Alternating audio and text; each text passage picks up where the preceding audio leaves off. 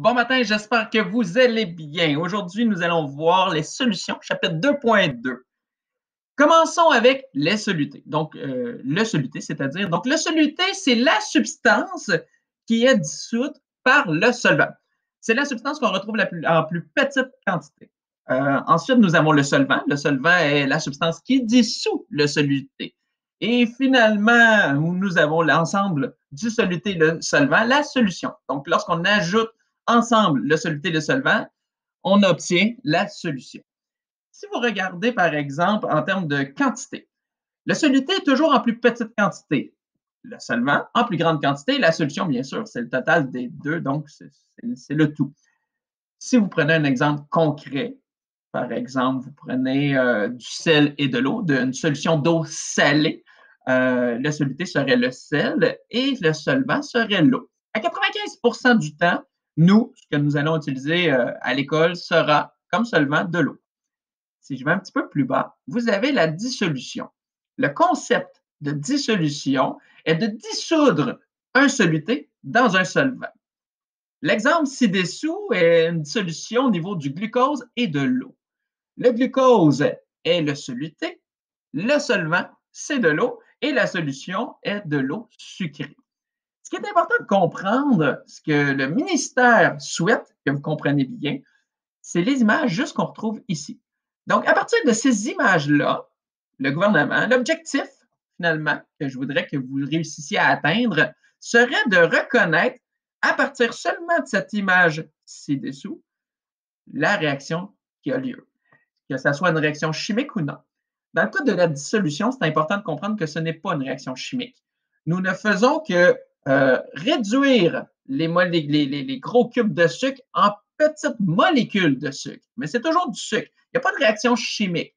Rappelez-vous, en secondaire 2, pour identifier une réaction chimique, on avait des indices. Par exemple, dégagement de chaleur, dégagement de lumière, effervescence. Mais lorsque vous mélangez du sucre avec de l'eau, vous n'avez rien de tout ça. Ce qu'on peut remarquer ici à gauche, c'est que vous avez un gros grain de sucre, hein, il y a plusieurs molécules de sucre prises ensemble, et on a l'eau. Si vous regardez tranquillement, au fur et à mesure que la dissolution ait lieu, donc on voit le sucre ici dans le fond du bécher, tranquillement réduit, visiblement on le voit tranquillement il se dissout, et à la fin il n'y a plus rien, mais le sucre n'est pas disparu. Le sucre est rendu tellement petit qu'on ne peut plus voir ses grains à l'œil nu, et on peut retrouver par contre toujours des molécules de sucre et les molécules d'eau. Comme vous voyez, ils sont séparés. Donc, dans ce cas-ci, si vous feriez tout simplement évaporer l'eau, vous seriez en mesure justement de retrouver votre sucre. C'est important également de comprendre qu'il y a des facteurs qui vont influencer justement la dissolution. Bon, le type de soluté, il y a des solutés qui se dissouent plus facilement que d'autres. Nous avons également la température de l'eau. Si l'eau est excessivement élevée, vous allez vous retrouver avec une dissolution plus efficace. La raison est la suivante. Lorsqu'on chauffe justement un solvant, les molécules s'agitent davantage, l'espace entre celles-ci augmente et on peut donc incorporer entre justement ces espaces-là plus de molécules de sucre. C'est pour ça, par exemple, que si vous buvez un chocolat chaud au lait avec de la poudre de chocolat, vous allez pouvoir en dissoudre davantage dans un lait chaud que dans un lait froid. Rappelez-vous, lorsque vous buvez un lait au chocolat froid, la poudre de chocolat, souvent, vous en mettez trop et à la fin, vous retrouvez dans le fond carrément de votre verre encore du chocolat qui n'a pas été totalement dissous. On appelle ça une solution saturée. Donc, ça signifie que l'eau n'était plus capable d'absorber. Il n'y avait plus d'espace pour pouvoir dissoudre davantage de sucre. Je poursuis à la prochaine page. Donc, à la page suivante, on peut voir qu'il existe différents types de solutions. Donc, en solide, liquide et gazeux. Donc, bien sûr, dans les solutions solides, ben, il faut que vous compreniez qu'on a dû les chauffer hein, pour pouvoir les mélanger ensemble, puis ensuite, ils se sont refroidis à température ambiante. Donc, si on regarde ici l'acier, ben, c'est un mélange de fer, qui est notre solvant, parce que c'est lui qu'on retrouve en plus grande quantité, ainsi que de carbone, qui est le soluté, car il est dissous par le fer, et c'est lui également qu'on retrouve en plus petite quantité.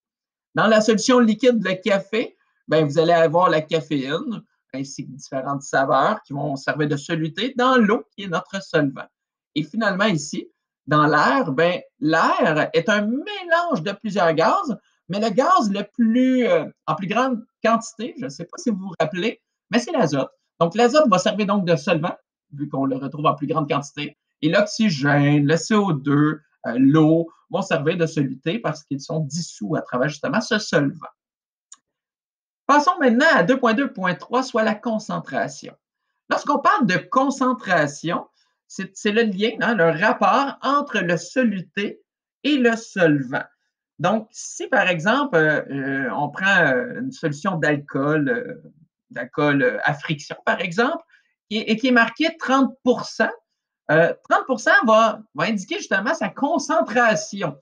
Et donc, on cherche à savoir finalement la quantité de soluté par rapport à la solution finale, donc au mélange du soluté et du solvant.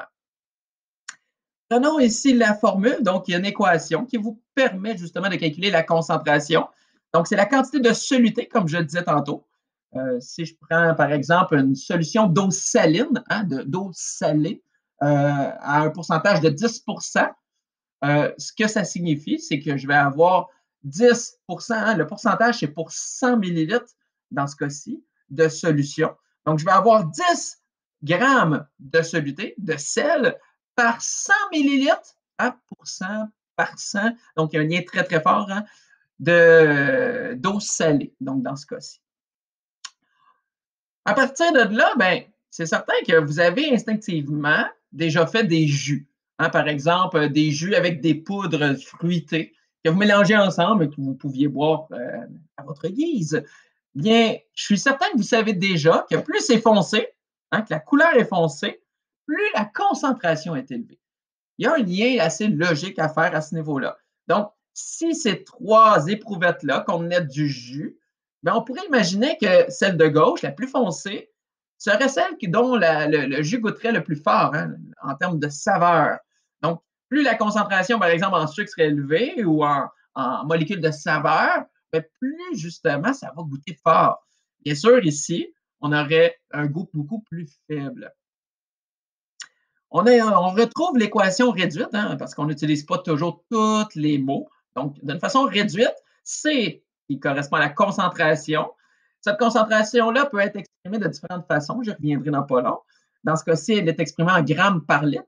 Donc, grammes de soluté par litre de solution. Vous avez donc la masse du soluté qui est en grammes et le volume de la solution qui va être dans cet exemple-ci en litres.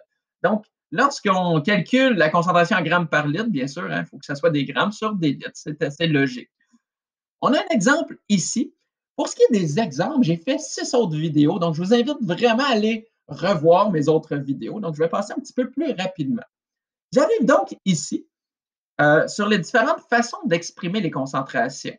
Donc, il existe plus de façons que ça, mais cette année, on va voir 3 façons principalement. Donc, pourcentage masse par volume. Donc, lorsqu'on obtient un pourcentage masse par volume, ça veut dire que notre soluté, donc qui est en haut, il faut que ça soit l'équivalent d'ici. Donc, la masse est en haut, c'est la même chose ici. N'oubliez pas que si je mets masse avec une barre oblique volume, bien, on pourrait mettre masse, une barre droite, volume. Donc, on pourrait les mettre un en dessous de l'autre. Donc, si on revient ici, pourcentage masse par volume, ça veut dire que mon soluté est un solide dont je peux mesurer la masse avec une balance et la solution finale serait tout simplement un liquide. Donc, un liquide, ça se mesure très, très bien en termes de volume avec, par exemple, un cylindre gradué. Si on pourrait avoir comme exemple ici, donc pourcentage masse par volume pourrait être utilisé dans le cas justement d'une eau saline. Hein? Donc, le sel est solide, l'eau est liquide. Donc, dans ce cas-ci, on va prendre pourcentage masse par volume. Il existe également pourcentage volume par volume. Vous devez comprendre que dans ce cas-ci, c'est juste qu'on veut vérifier finalement l'état de la matière, du soluté et de la solution. Donc, c'est ce qui va nous dire, en tant que scientifique, quelle unité je vais prendre. Donc, si mon soluté est un solide et que ma solution est un liquide, bien, je pourrais prendre pourcentage masse par volume. Si par contre, mon soluté est un liquide et que ma solution est un liquide, dans ce cas-ci, on va prendre pourcentage volume par volume. Je pourrais avoir, par exemple, une bière. Donc, une bière, hein, c'est fait justement majoritairement d'eau de malt, mais on va d'orge, mais on va également, par exemple, aussi retrouver l'alcool.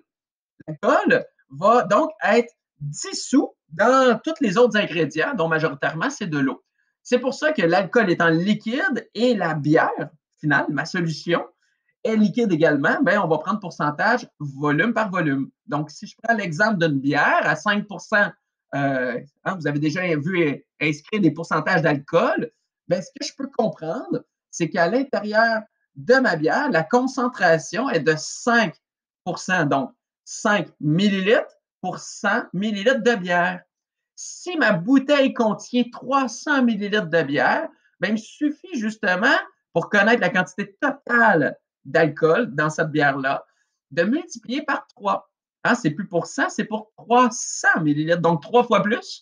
Donc, si j'avais 5 millilitres pour 100 millilitres de bière, 5 volume par volume, bien, pour 300 millilitres, hein, ça devient un produit croisé, bien, vous allez en avoir 15 millilitres.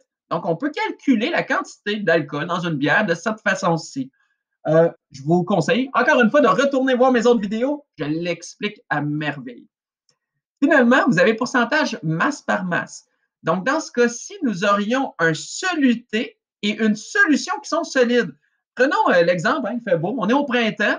Prenons par exemple un jardin. Un jardin, hein, c'est solide, c'est de la terre. Et à l'intérieur de celui-ci, on va mettre de l'engrais dans le but justement d'optimiser la pousse pas toute la pousse. On va donc que le jardin pousse mieux. Donc, on va prendre par exemple du fumier solide également. Donc, les deux sont solides. La soluté est solide et la solution, la tête du jardin est solide. Donc, c'est pour ça que je prendrais dans cet exemple-ci pourcentage masse par masse. Donc, les trois pourcentages qu'on voit ici sont finalement, hein, ces trois pourcentages-là, on va les choisir en fonction de l'état de la matière du soluté et de la solution. Donc, c'est ce qui va nous dire lequel des trois on doit prendre. Donc, c'est juste en fonction justement de cette logique-là. Mais le calcul reste exactement le même. Si je poursuis avec notre dernière page, les facteurs qui peuvent influencer la concentration d'une solution. Extrêmement logique. Vous allez voir, c'est simple. Si j'ajoute du soluté, donc j'ai de l'eau salée et j'ajoute du sel, selon vous, est-ce que ça va goûter moins salé ou plus salé? Je pense que vous comprenez très bien. Hein? Ça va être plus salé, donc la concentration va augmenter. Ajout de solvant. Le solvant, n'oubliez pas, c'est ce qu'on retrouve en plus grande quantité et la majorité du temps, ça va être de l'eau. Donc, si je vous donne, par exemple, une sauce à spaghetti et que je rajoute de l'eau, je rajoute de l'eau, je rajoute de l'eau, selon vous, est-ce que la concentration, et là, on pourrait penser au goût, est-ce que le goût va être plus fort? Est-ce que ça va goûter plus les saveurs de la sauce à spaghetti ou est-ce qu'elle sera plus diluée? Hein, la dilution, c'est un autre concept. En ajoutant du solvant, on dilue. Bien, la concentration, bien sûr, va diminuer. Hein, ça va être moins goûteux. Évaporation du solvant. Encore une fois, je reprends l'exemple de la sauce à spaghetti. Si, par exemple, vous y goûtez très liquide et que vous la laissez évaporer, on fait souvent le cycle hein, de faire une sauce à spaghetti se prolonge normalement de quelques heures. Le but à une étape, c'est justement de laisser évaporer le maximum d'eau. Pas trop, hein, parce qu'on ne veut pas une pâte, on veut une consistance qui est unique à nos goûts, finalement. Hein. Il y en a qui aiment ça plus liquide, d'autres plus chunky, hein, très solide. Bien, c'est selon justement cette évaporation-là. Et plus vous allez faire évaporer d'eau, ben, on peut essayer de réfléchir et la saveur, oui, ça va goûter plus fort, donc la concentration, effectivement, ça va augmenter. Poursuivons maintenant avec les solutions dans le corps humain. Le cours hein, cette année correspond aux différentes solutions qu'on retrouve dans notre corps. Et on a plusieurs. Eh bien, prenons par exemple tout simplement quelqu'un qui est diabétique. Bien, des fois, le fait d'être diabétique, dans certains cas, c'est que le foie ne va pas, la glande surrénale, là, je ne veux pas trop rentrer dans les détails techniques, va pas produire suffisamment d'insuline. Et l'insuline va permettre justement l'absorption des cellules, va permettre aux cellules d'absorber plus de glucose, de sucre. Si je n'ai pas suffisamment d'insuline, ça veut dire que le sucre ne pourra pas être absorbé. N'étant pas absorbé, il va rester dans le sang. Et le sang va se retrouver de plus en plus avec du sucre. Si on est autour, et là on le voit ici dans notre page, d'1 gramme par litre, tout va bien. Donc quelqu'un de normal, qui n'est pas diabétique, aura une concentration autour de 1 gramme par litre. Si cette concentration-là augmente parce que justement, il n'y a pas suffisamment de production d'insuline, malheureusement, ça va monter de 2, 3, 4, 5. Et lorsqu'on arrive proche de 6 grammes par litre, ça devient carrément dangereux. Ça peut même être mortel. C'est pour ça que les diabétiques, par exemple, vont prendre de l'insuline artificielle et vont s'en injecter selon des doses prescrites par normalement des instruments. C'est pour ça qu'on va tester leur sang. Donc, ils vont se piquer. Il y a différentes techniques, mais souvent, ça va être de se piquer. Et grâce à une petite machine, on va pouvoir calculer le taux de sucre et faire un calcul. C'est complexe, c'est un apprentissage pour un diabétique, mais à un moment donné, il va se connaître selon son poids, selon ce qu'il est, parce que ce n'est pas la même recette pour tout le monde. Et à partir de là, il sera en mesure justement de pouvoir s'injecter exactement la bonne quantité d'insuline pour imiter ce que le corps aurait dû faire par lui-même. Et de cette façon-là, on va rabaisser à des valeurs plus normales, autour de 1 gramme par litre, la quantité de sucre dans le sang. On voit également qu'il y a d'autres liquides. Hein. L'urine, ben, les solutés qu'on va y retrouver, hein, c'est de l'urée et de la créatine. Plasma sanguin, la partie liquide du sang, on en parle beaucoup aux nouvelles de ce temps-ci, ben, on voit que c'est de protéines, dioxyde de carbone et le glucose. Je ne poursuivrai pas pour toutes les autres, mais vous pouvez comprendre finalement que tous les liquides, hein, vous êtes à 70% d'eau, donc il y a beaucoup de solutés, de mélangés, de dissous à l'intérieur de vous-même. Et ce mélange-là de solutés seulement produiront les différentes solutions qu'on retrouve ici à gauche, comme la lymphe, le liquide lacrymal, hein, les larmes, la salive qu'on retrouve à l'intérieur, bien sûr, de notre bouche, ben, possèdent finalement différentes solutés à des concentrations prescrites. Donc, c'est pour ça qu'on voit ensemble le calcul des concentrations. Si je vais à la page suivante, je crois qu'on commence la différente description des calculs. Donc, ici, comme je vous expliquais tantôt, concentration masse du soluté en grammes sur le volume de la solution. Comme vous voyez, il n'y a pas solvant. Hein? Dans nos calculs, là, vous n'allez pas voir solvant. Mais c'est important, par contre, de le comprendre. C'est quoi un solvant? Si on prend, comme je le disais tantôt, grammes par litre, c'est parce que notre soluté est solide et que notre solution est liquide. Si on prend sur un volume de 100 millilitres, c'est parce qu'on cherche à faire un pourcentage. Je sais que vous l'entendez souvent dans mon nom, mais pourcentage, c'est pour 100. Hein? Il y a une logique derrière ça.